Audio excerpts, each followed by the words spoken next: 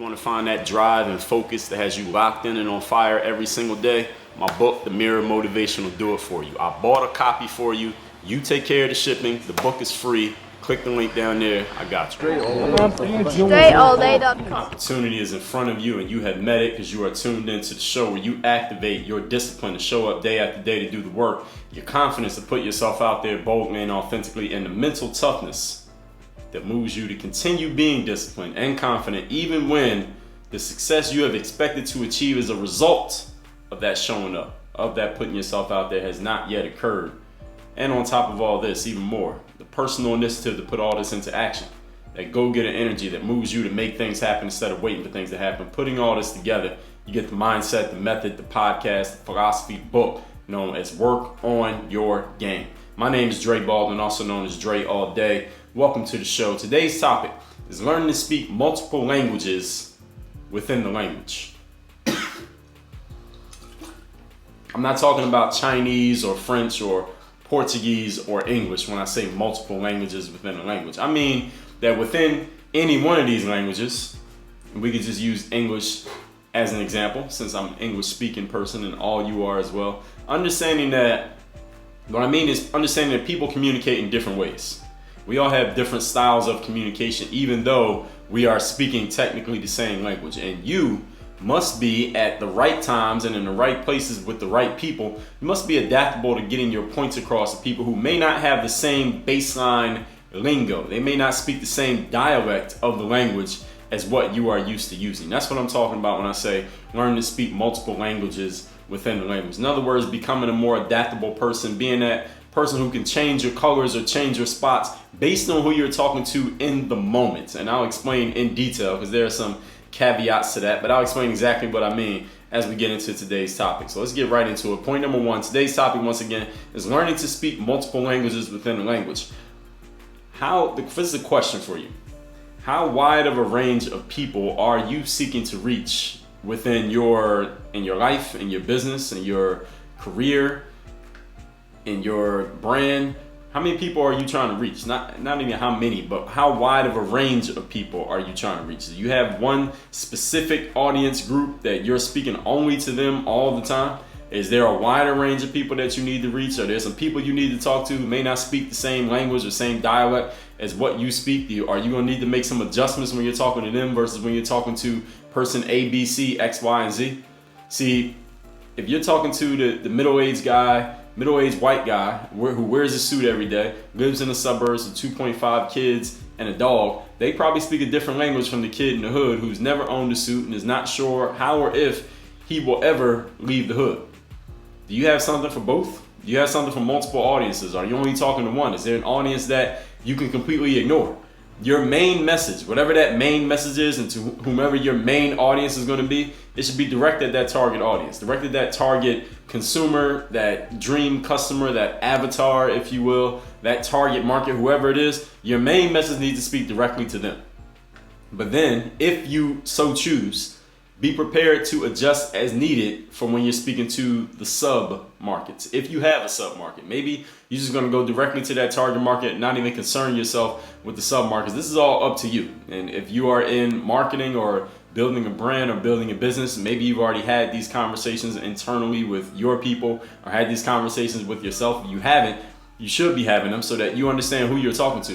And when I say speaking the language of your audience, I don't necessarily mean the slang terms, but I could be meaning the slang terms. I mean, maybe some of the jargon. If you're speaking directly to someone who's in a certain field, you can use the jargon. They'll know exactly what you're talking about. Maybe if you don't use the jargon, they might not take you seriously. They may think you not credible because you're not using the jargon. So it can work both ways. But again, there are so many different exceptions to this and so many different ways that you can look at it. I can't go into detail into all of them, number one, because I can't tell you about every single industry, and number two, there are just too many of them. We run out of time. So what you need to do, this is my suggestion to you, is figure out who your main audience is. Who exactly are you targeting when you are communicating?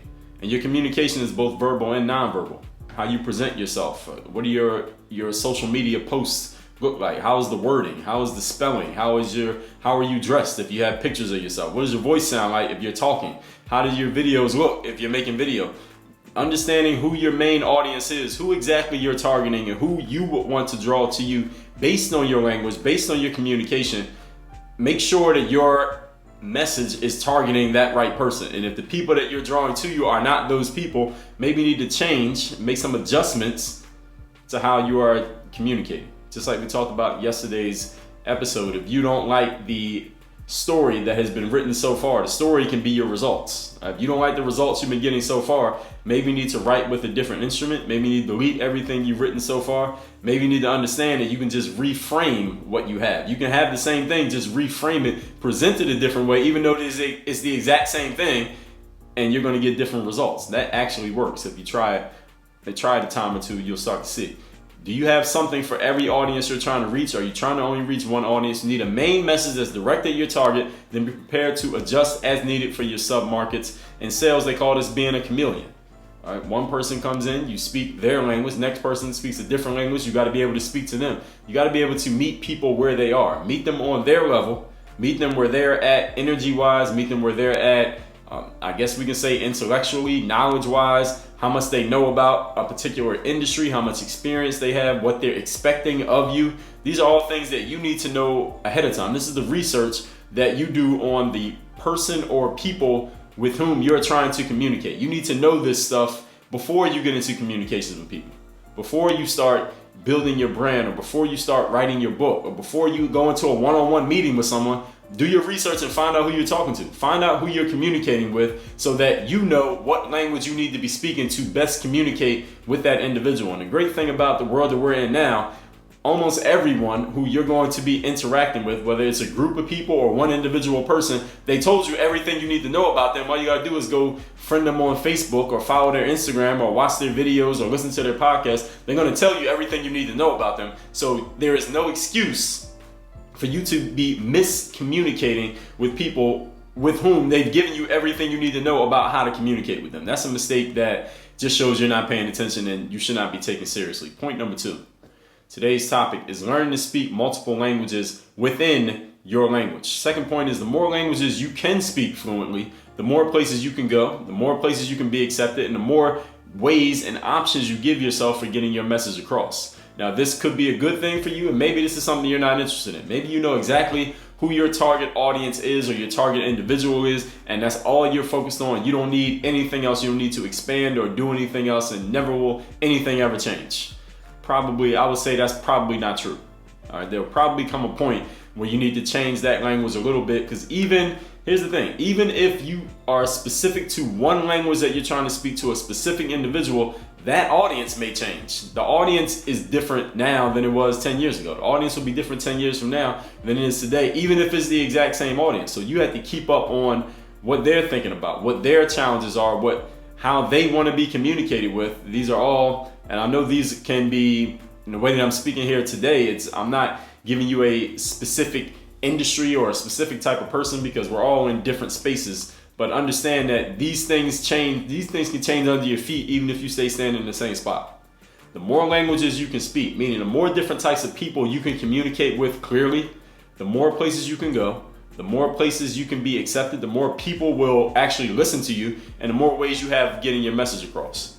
On this podcast, for example, I have people who are in their 60s listening to this. I have parents listening to this. We got students, athletes, coaches, entrepreneurs, business professionals. We got undecideds, people who are not quite sure what they're going to do or where they're going to go, but they're listening to this hoping to find that spark, or at least to keep themselves going mentally while they figure it out. That's being able to speak different languages to different people, even though I'm speaking kind of the exact same way every single day, and I'm going to get to that in a minute. But learning these languages, however many languages you have, and I don't mean like actual languages like French, Spanish, English, and Italian.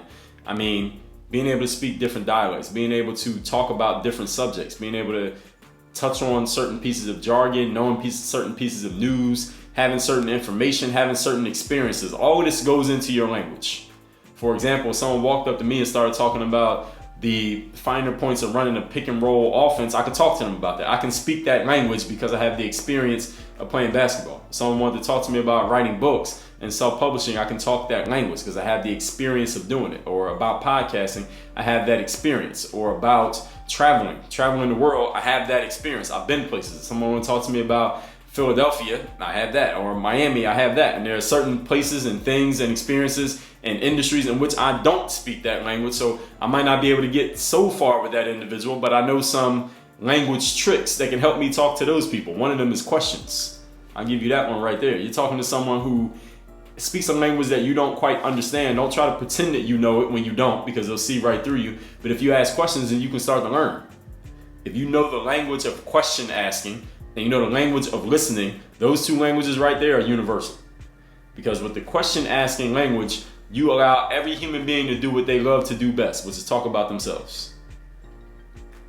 I hope you heard what I just said. And with the second language of listening, then you actually hear what they said. You're actively listening to what they said. You can learn a whole lot about what they do, why they do it, and who they are if you have that second language of listening. Now, some people have a great language of question asking, but they're terrible at the listening part. You know anyone who fits that description? And there are some people who are pretty bad at both. Usually those who are great at listening are great at question asking. Usually they go hand in hand. I don't know a lot of people who listen well, but they don't ask questions well. I don't know too many people in that category. Most people who can do the second one can do the first one. But those two languages right there work anywhere you go, anywhere in the world, no matter who you're dealing with. If you know absolutely nothing, as long as you know how to ask questions and listen, you can learn something. So then you won't know nothing anymore. But you must be willing to utilize those languages. And if you don't have those languages, then you need to start learning them. You need to start learning them quick. I just told you yesterday about my book, Ask Yourself a Better Question. Today I'll tell you about the Leadership Bundle, where you'll get my books on people skills, on conversation, and on clearing your mind of the worry and the mental cobwebs that get in your way of actually listening. That's a 3-book series, 3-book bundle. You can get it, the Leadership Bundle. That's workonmygame.com/LB for Leadership Bundle. But again, the second point here is the more languages you can speak fluently, the more places you can go, be accepted, and get your message across. There are 2 universal languages that work anywhere. Question asking is the first one, and the second one is listening. They usually, if you can listen, you can ask questions. Some people ask questions, but they don't listen. So then they end up asking the same question over and over again because they never heard the first answer because they weren't listening. But the more languages you can speak, especially these 2 universal ones, the more versatile your life will be. Point number 3. Actually, I didn't finish on point number 2. In other words, learning new languages expands your reach and expands the reach of your message. If you want to reach, let's say 1 million people, for example, then you better learn to speak to 1 million people. You're going to need some different languages and maybe use some different terms and maybe use some different nonverbal communications and however you're deciding to communicate than you did when you were trying to reach 1,000 people, or when you're trying to reach 100, or when you were talking to one individual. So you got to learn how to speak that wider language if you're trying to reach a wider group. If you're trying to reach a group that's different from what you've been talking to, then you're probably going to need some different communication from what you've had. Because if your original communication worked to reach that group, then they would have been listening to you the first time. So take all of that into account as we move on to point number 3. Today's topic is learning to speak the language within the language. I've had people say to me in the past, this has happened more than once. I had people say to me, "No, Dre, the content is great of your podcast or something that you wrote or something that they watched on YouTube, for example. But I remember a guy said to me once, I can't watch your videos at work, Dre, because you're wearing a tank top or a t-shirt and you had a hat on instead of wearing like some business casual clothes or wearing a suit. So if somebody was to walk past my desk and look over my shoulder and see me looking at you, they would know that I wasn't looking at anything that was work related. So, I can't really watch your videos the way that I want to." And they were expressing this to me. I don't know exactly why. I don't know if he was venting, complaining, bitching about it, or he was actually trying to influence me to change my attire. If you're watching this on video, you know that didn't work because it was years ago this person said. I had another person say to me, "Dre, I love your material, but I can't play this for my kids, or I can't play this at school in the classroom, or I can't show this to the mentoring group that I'm ahead of because you're using profanity in the video." Adjusting to fit an audience. Here's what I need you to understand.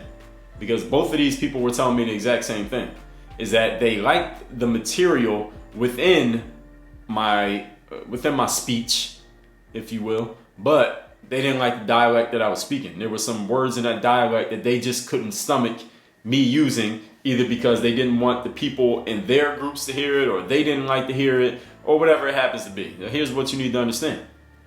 You adjusting to fit an audience, adjusting your language to fit an audience as your core strategy does not work. Now, adjusting your language to fit an audience as a temporary tactic works. You shouldn't use it as your core strategy though. So in other words, can I make a temporary adjustment to my language in order to fit an audience? Yes. I can wear a tank top when I'm recording the Work on Your Game podcast, but can I put on a button-up shirt or a business suit if I'm going to do a keynote, or if I'm going to do let's say a TED Talk or something like that? Yes, I can, and I have several times.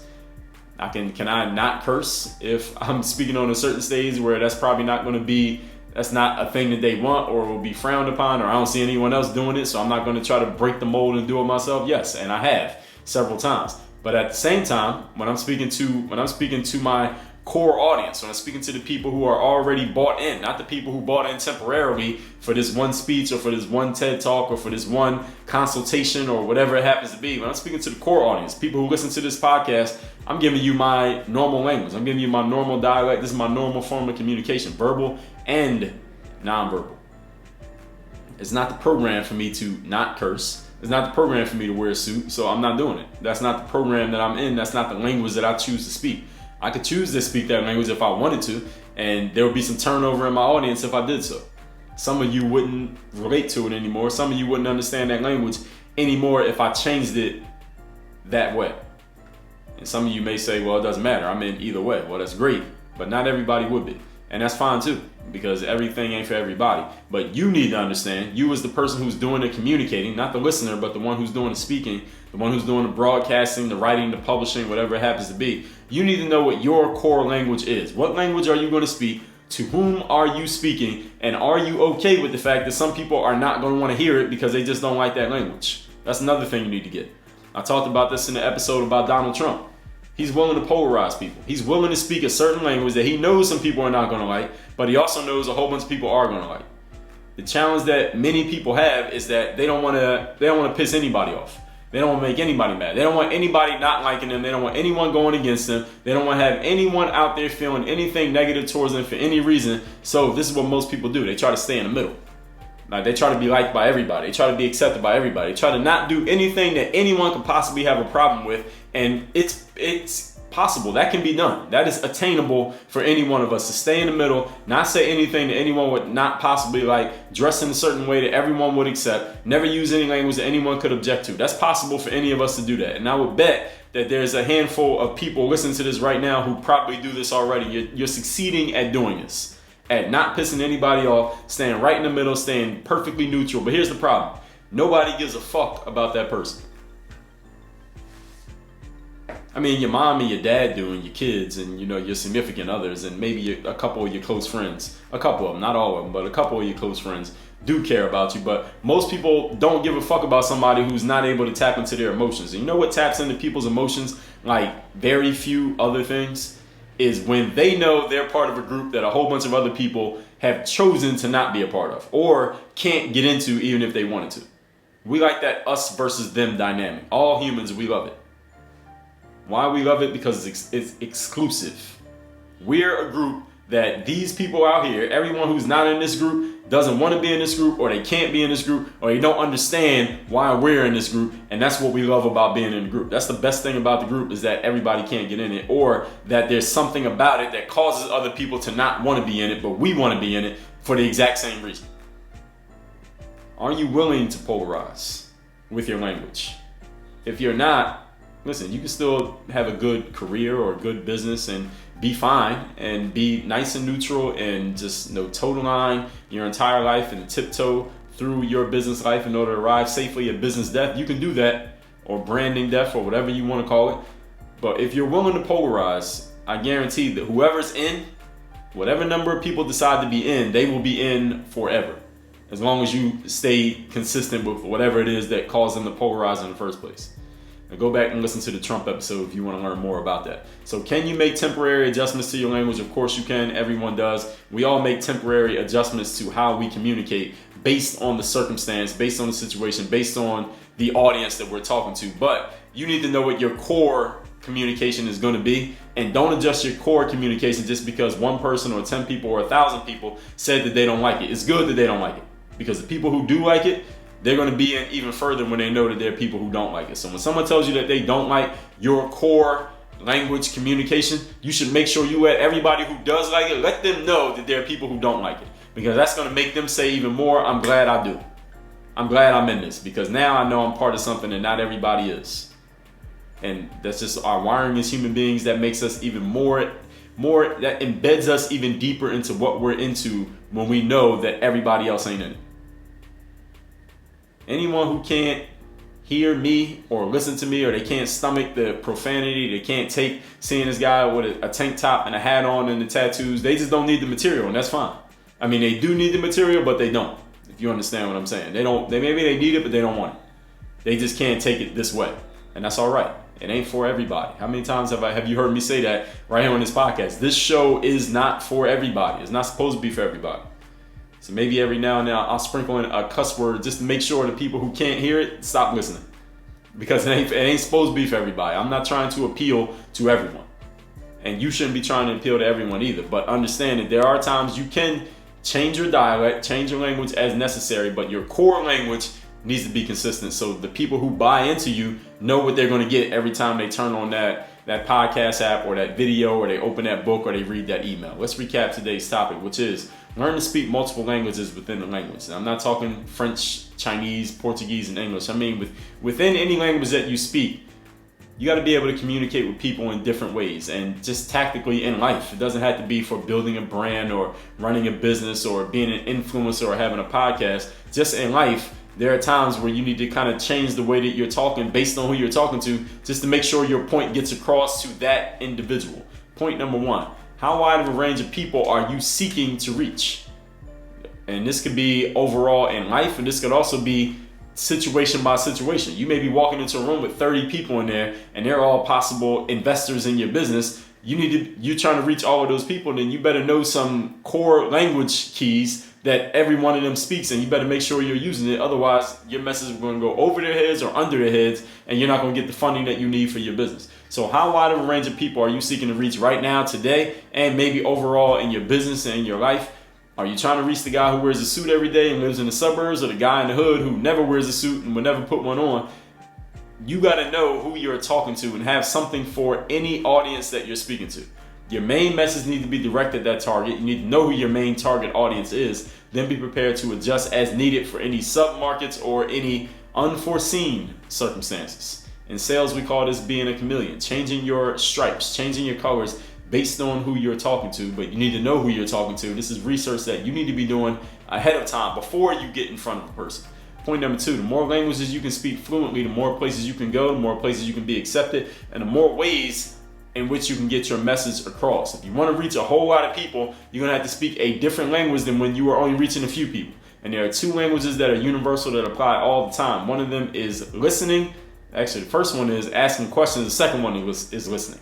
If you're not good at listening, get good at it, because if you're good at listening, you can learn a whole lot. You can learn it very quickly, even if you knew nothing before you started listening. But you got to get good at the skill of listening. A lot of people are good at hearing. Very few people are good at listening. And point number three, I've had people say to me, Dre, I like your content, but because of the way that you were presented visually, I can't watch this at work. Or I like what you're talking about, but I don't like the fact that you're using profanity. Understand this. There are times when I can change my clothes, and there are times where I cannot use profanity, and I can be conscious of the fact that I'm not doing it. But my core language, my core communication, what you see if you follow me on social media, what you see if you listen to this podcast consistently, that core communication is not changing. At least not now. Maybe it'll change in the future, but it's not changing today. Adjusting to fit an audience as your core strategy does not work. Now, if you need to adjust to fit an audience temporarily, like I do when I step on a stage for a keynote, or if I'm being interviewed on somebody else's show and I'm not sure they use profanity, I don't hear them use it, I won't use it. Or if I'm doing a TED Talk, then I won't use it in that specific case for that 18 minutes. I can make that temporary adjustment. But when I'm speaking to my core audience, I'm giving me as I normally am, I'm not changing that. That's what the program is going to be. Anyone who cannot hear me through that, they just don't need it, or maybe they need it but they don't want it, and that's fine. And the more people who need something but don't want it, or they know about a group but they choose not to be in it, that makes it that much more valuable for the people who do choose to be in it. The question is, are you willing through your language to polarize people? Donald Trump did it, Howard Stern does it, Wendy Williams does it, a whole lot of people who build brands A whole lot of people who have built an audience, a following, whether it's through a brand, through a business, through just being whoever they are, they speak a certain language that certain people don't like, whether, again, verbal or non-verbal communication. There are certain languages that they are speaking based on their presentation, based on their communication, that has pushed some people away. And the people who get pushed away make it that much more valuable for the people who are magnetized in. Marinate on that. And while you're thinking about that, I want you to take a look at the ASAP Confidence course. This is all about building that confidence that does not expire, the confidence that will move you to put yourself out there boldly and authentically, as I talk about every single day in the introduction to this show. It's a 30-day course that will build your confidence, and that confidence is not breaking. It's a shiny sheen that goes on top of you, and it won't come off when it rains. Go to workonmygame.com/ASAP. That's workonmygame.com/ASAP for the ASAP Confidence course. Work on your game. Dre all